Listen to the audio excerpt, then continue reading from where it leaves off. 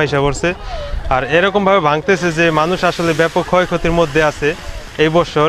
লা ইলাহা ইল্লাল্লাহ মুহাম্মাদুর রাসূলুল্লাহ নাকি